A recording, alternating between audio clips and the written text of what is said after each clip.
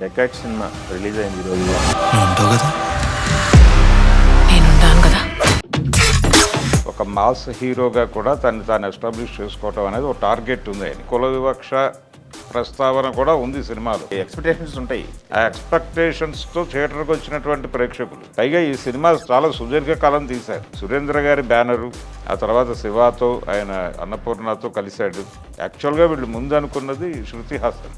ఇంత కష్టపడి ఇన్ని రోజులు టైం తీసుకుని చేసిన సినిమా ఇదే వీళ్ళు ఫైనల్గా ఇచ్చింది. అలా ఒక మిస్ఫైర్ అయినటువంటి కమర్షియల్ వెంచర్గానే చూడాలి. భరద్వాజ్ గారు, డెకాట్ సినిమా రిలీజ్ అయింది ఈరోజు, చూసాం. ఏంటి పరిస్థితి, ఏమనిపించింది మీకు? ఎలా అనిపించింది ఆడియన్స్ పరిస్థితి ఎంత థియేటర్లో అనేది? అంటే అడవిశేషు 2 ప్రయోజనాలు ఆశించి సినిమా స్క్రిప్ట్ రాసుకున్నాడు ఆయన. అంటే తనని తాను ఒక స్టైలిష్ యాక్షన్ హీరోగా మాత్రమే కాకుండా ఒక మాస్ హీరోగా కూడా తనని తాను ఎస్టాబ్లిష్ చేసుకోవటం అనేది ఒక టార్గెట్ ఉంది ఆయనకి. ఆ టార్గెట్లో భాగంగా ఆయనకు ఆల్రెడీ వచ్చినటువంటి ఒక ఇమేజ్ ఉంది మేజర్ సినిమా నుంచి. అలా ఆయనకి వరుస సినిమాలు ఉన్నాయండి, 6 సినిమాలు క్షణం దగ్గర నుంచి కూడా. అంటే డిఫరెంట్గా వెళ్తాడు. అవును, ఒక డిఫరెంట్ వ్యూతో ఉంటుంది సినిమా అనేది మొదటి నుంచి అతని మీద ఉన్నటువంటి ఒక ఇంప్రెషన్ బ్రాండ్. అలానే హిట్లు కూడా అయినాయి, అలా హిట్లు కొట్టాడు. సో దాని నుంచి ఇంకొక లెవెల్కి వెళ్ళాలి అనేది ప్రోగ్రామ్. ఆ ప్రోగ్రాంలో భాగంగానే తను ఈ సినిమాకి సంబంధించి కథా స్క్రీన్ ప్లే అయింది దాదాపు. ఆయన అల్లుకున్నటువంటి కథే. దీనిలో అన్ని రకాల ఎమోషన్స్ని పెట్టుకుంటూ కమర్షియల్ సినిమా గ్రామర్ పద్ధతిలో వెళ్ళాలి అనుకున్నాడు. దానికోసం తోట్రాముడు లాంటి క్యారెక్టర్ ఒకటి క్రియేట్ చేసుకున్నాడు. అంటే ఒక పేద కుటుంబం నుంచి ఈ పేదరికం అనేది కింది కులాల్లోకి వెళ్ళాడు ఆయన. కింది కులాల్లోకి వెళ్ళి కుల వివక్ష ప్రస్తావన కూడా ఉంది సినిమాలో. కుల వివక్ష చూపిస్తూ ఒక అగ్రకులపు అమ్మాయికి వీడికి మధ్యలో ప్రేమ ఏది, అక్కడ కూడా రాజకుమారి తోటరాముడికి ప్రేమ లాంటిది అల్లాడు. అల్లి తన్ని తాను కమర్షియల్ హీరోగా ఎస్టాబ్లిష్ చేసుకోవడానికి కావలసిన సన్నివేశాలన్నీ కల్పించాడు. కల్పించి అట్నుంచి జరిగినటువంటి ఒక దుర్మార్గంలో ఇతను జైలుకి వెళ్ళిపోతాడు. జైలుకి ఎందుకు వెళ్ళాడు అనేది అది ఒక అదే సెల్లింగ్ పాయింట్ సినిమాకి. అక్కడి నుంచి జైలుకి వెళ్ళి 13 ఏళ్ళు జైల్లో ఉంటాడు. ఈ 13 ఏళ్ళు ఉన్న టైంలో అతనికి ఒక మోటో ఉంటుంది, ఒక లక్ష్యం. ఆ లక్ష్యం ఏంటంటే జైల్లో ఉండటం పట్ల అతనికేమీ ఇది కాదు, నిర్బంధానికంటే కూడా అతన్ని కలిచివేసే అంశం ఏంటంటే తనకు ద్రోహం జరిగింది అని. ఈ ద్రోహానికి బదులు తీర్చుకోవాలి, అసలు ఎందుకు జరిగింది ఏమిటి అనేది తెలుసుకోవాలి. నిజంగా ప్రేమించుంటే, వాళ్ళిద్దరి మధ్య ప్రేమ ఉంటే, ఆ అమ్మాయికి ఇతనికి మధ్యలో ప్రేమ ఉంటే అసలు ఏం జరిగింది అనేది తెలుసుకోవటానికి మొదటి ప్రయత్నం. దానికోసం బయటకు వెళ్ళాలి అనే ప్రయత్నం. దాంతోపాటు ఒకవేళ తనని ఎవరైనా బెదిరించి అలా చేసుంటే కనుక వాళ్ళ మీద పగ తీర్చుకోవటం, మొత్తం జరిగిన వ్యవహారాన్ని సెటరైట్ చేయటం, ఈ మోటోలో బయటకు వెళ్ళాలి అనుకోవాలి క్యారెక్టర్. అలా అనుకుని బయటకు వచ్చినటువంటి క్యారెక్టరు ఆ లక్ష్యంతో ప్రయాణించదు. మధ్యలో ఇంకొక లక్ష్యం వచ్చి చేరుతుంది సడన్గా. ఆ లక్ష్యం ఏంటంటే ఇక్కడి నుంచి ఇంకెక్కడికో వెళ్ళిపోవాలి అని. ఆ వెళ్ళిపోవాలి అనే లక్ష్యం కోసం ఒక డబ్బులు సంపాదించాలి, అర్జెంటుగా కొంత హ్యూజ్ అమౌంట్ కావాలి. అదేలేండి. ఇంక మరి కథ మొత్తం రివీల్ అయిపోద్ది. అక్కర్లా, ఉన్నదే చిన్న లైన్, అది ఏం లేదు అక్కడ. ఒక హ్యూజ్ అమౌంట్ కావాలి అంటే ఆ లక్ష్యం ఈ లక్ష్యానికి మధ్యలో లింక్ అల్లటం అనేది ప్రాపర్గా జరగల. దాంతో తెర మీద ఆయన ఎమోషనల్గా ఫీల్ అయ్యి చాలా సన్నివేశాల్లో చాలా ఎమోషన్స్ పండించే ప్రయత్నం చేశాడు. ఈ స్టైలిష్ హీరోయిజం కూడా ప్రదర్శించాడు విస్తృతంగా.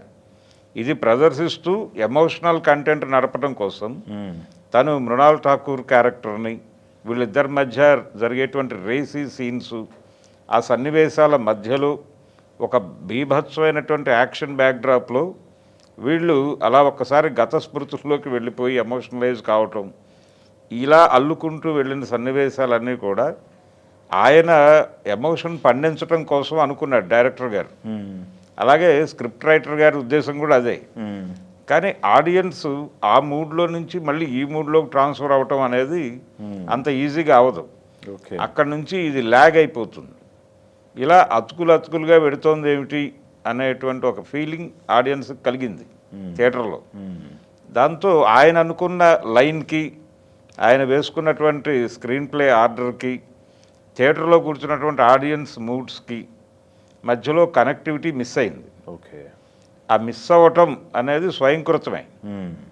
అంటే ఆయన ముందు 2 లక్ష్యాలు. ఒకటేమో ఒక స్టైలిష్ యాక్షన్ సినిమా చేయాలి, ఈ స్క్రీన్ ప్లే ఈ రకంగా action come emotional screen Love play అనేది, story. లవ్ స్టోరీ, అదే మిక్స్డ్ స్క్రీన్ ప్లే అనేది. ఈ మిక్స్డ్ స్క్రీన్ ప్లే నడిపేటప్పుడు తీసుకోవాల్సినటువంటి జాగ్రత్తలు ఎక్కడ అంటే 3 టైం లైన్స్లో కథలు చెప్పచ్చు. అలా చెప్పి గెలిచిన డైరెక్టర్లు ఉన్నారు ఇంతకుముందు. కానీ ఎక్కడ నడపాలి, అది ఎక్కడ ఏ సన్నివేశంలో నువ్వు పాత ఎమోషన్స్ని జొప్పించాలి అనేది తెలిసి నడపాలి. ఈయన ఏమనుకున్నాడంటే ఒక లవ్ స్టోరీ ఇన్ వార్ అనుకున్నాడు. యుద్ధం మధ్యలో ఒక ప్రేమ కథని చెప్పటం అనే ఒక రొమాంటిక్ వ్యూలోకి వెళ్ళిపోయి తనని తాను, అందులో ఆ క్యారెక్టర్ల మధ్య బోల్డ్ కాన్ఫ్లిక్ట్ ఉంటుంది. అంటే ప్రస్తుత సమాజంతో ఘర్షణ పడే సన్నివేశాలు కొన్ని ఉన్నాయి దానిలో. తను ఆ హీరోయిన్ కండిషన్ ఏంటి, తన మీద తనకు వచ్చినటువంటి అభిప్రాయం ఏమిటి, ఆ అభిప్రాయాలు స్థిరంగా ఉన్నాయా మారాయా, అసలు ఆవిడ వైపు నుంచి కథ ఏంటి, ఇవన్నీ నడిపాడు కానీ రాంగ్ ప్లేస్మెంట్లో నడిచినాయి. ఈ రాంగ్ ప్లేస్మెంట్లో నడవటం, మధ్యలో ఈ యాక్షన్ ఎపిసోడ్లు అయితే వీటి మధ్య కొన్ని హ్యూమన్ టచ్ అల్లుకునే ప్రయత్నం చేశాడు. అందులో భాగంగానే పర్టికులర్గా అతను ఈ కార్పొరేట్ హాస్పిటళ్ళు వాటి తాలూకా దోపిడీ వ్యవహారం దాని మీద కొంత కథ అల్లుకుని కరోనా నేపథ్యం తీసుకున్నాడు. తీసుకుని ఆ టైంలో వచ్చినటువంటి గందరగోళం, చాలా సంస్థల మీద అలాంటి ఎలిగేషన్స్ వచ్చినాయి. అలా కొంత వాస్తవికత అల్లేటువంటి ప్రయత్నం కూడా జరిగింది. కానీ దానిలో లోతులకు వెళ్ళలేదు. అక్కడ జరిగేటువంటి ఎపిసోడ్ అంతా కూడా చాలా కృతకంగా అనిపించింది. అంటే అలా ఉండదు, అంత లూజ్గా ఉండదు వ్యవహారం. ఈ సినిమాలో చూపించినంత లూజ్గా ఉండదు. అది ఇంకొంచెం బెటర్గా ఆలోచించుంటే బాగుండేది. సీన్ మాత్రమే కాదు, అక్కడ కాన్సెప్చువల్గా కూడా అదే అంటే రిపీటెడ్గా జరుగుతుంది. పైగా అదే ఒకే సీన్ 5-6 సార్లు తిప్పుతారు. అది ఇంకా విచిత్రంగా పరమ రొటీన్గాను. ఎక్కడున్నారు వీళ్ళు 70లు 80ల్లో సినిమాల్లో ఇలాంటి సన్నివేశాలు 2-3 సార్లు రిపీట్ అయినాయంటే ఓకే. ఇప్పటి ఆడియన్సు వీళ్ళు రకరకాల సినిమాలకు ఎక్స్పోజ్ అయి ఉన్నారు, వీళ్ళు ఇబ్బంది పడతారు అనేటువంటి స్పృహ ఉండాలి కదా డైరెక్టర్కి కానీ కథా రచయితకి కానీ. అదొకటి ప్రాబ్లం. దానికి ఉన్నటువంటి నెట్వర్క్ మెకానిజం, దానికి స్వతహాగా ఉండేటువంటి దానికి స్టేట్తో ఉండే లింకులు, ఇంత ఎస్టాబ్లిష్మెంట్లోకి వెళ్ళాలి. ఏదో సోలో క్యారెక్టర్ని పెట్టేసి కథ నడిపించేస్తే కుదరదు. విలన్ అని చెప్పి ఒక వ్యక్తిని బ్రాండ్ చేసి వీరు దుర్మార్గములే చేయును అని చెప్పేసి ఒక టెక్స్ట్ బుక్ వాక్యంలాగా నడుస్తుంది. అది మిస్ఫైర్ అయింది. అందుకని కొన్ని ఆయన తీసుకున్న ఎలిమెంట్స్ ఓకే, ఆయన బ్రెయిన్లో ఉన్నటువంటి ఆలోచన ఓకే, కానీ అల్లుకున్న పద్ధతి చాలా ఇబ్బందికరంగా మారింది ఆడియన్స్కి. దీనికి తోడు అడవిశేష్ మీద ఆడియన్స్లో బిల్డ్ అయిపోయినటువంటి ఒక ఇమేజ్, అది మరి ఎక్స్పెక్టేషన్స్ ఉంటాయి. ఆ ఎక్స్పెక్టేషన్స్తో థియేటర్కి వచ్చినటువంటి ప్రేక్షకులు. పైగా ఈ సినిమా చాలా సుదీర్ఘకాలం తీశారు. 2 years పైన జరిగిందన్నారు. తీశారు. మంచి ఆర్టిస్టులు ఉన్నారు. అతుల్ కుల్కర్ని లాంటి వాడు ఉన్నాడు, అనురాగ్ కశ్యప్ ఉన్నాడు. అనురాగ్ కశ్యప్ క్యారెక్టర్ మీద చాలా డిపెండ్ అయ్యి గతంలో అమితాబ్ బచ్చన్ సినిమాల్లో ప్రాణ్ ఉండేవాడు. అలాగే ఎన్టీఆర్ సినిమాల్లో సత్యనారాయణ, అదే దాని తాలూకా ఇంపాక్టే అది. అలాంటి ఒక బలమైన సపోర్టింగ్ క్యారెక్టర్ ఉంటే ఆ 2 పాత్రల మధ్య ఎమోషన్స్ నడిపితే ఆడియన్స్ థియేటర్ విపరీతంగా ఎంజాయ్ చేసేది. ఆ మూడ్ తీసుకురావాలనుకున్నాడు తను. ఆ మూడ్ తీసుకురావడం కోసమే అనురాగ్ కశ్యప్ని పెట్టాడు. అది ప్రాపర్గా వర్కౌట్ అవ్వలేదు. ఓకే. ఇలా తను రకరకాల వ్యూహాలు, రకరకాల ఊహలు, వీటన్నిటి మధ్య ఒక సలీం జావేద్ లెవెల్ సినిమా, అమితాబ్ బచ్చన్ రాత షోలే, ఈ రేంజ్ సినిమాని ఊహించాడు తను. ఊహించి దానికి అనుగుణంగా ఆ స్టైలిష్ యాక్షన్ ఎపిసోడ్కి సందర్భంగానే ఆయన ఈ ప్రిజన్ నుంచి ఎస్కేప్ అయ్యేటువంటి సన్నివేశాల కల్పన అంతా అలాగే నడిచింది. అలా రకరకాలుగా డిజైన్ చేసుకున్నాడు తను. కానీ ప్రధానంగా ఇందులో కనిపించింది ఏంటంటే ఒక ఇబ్బంది.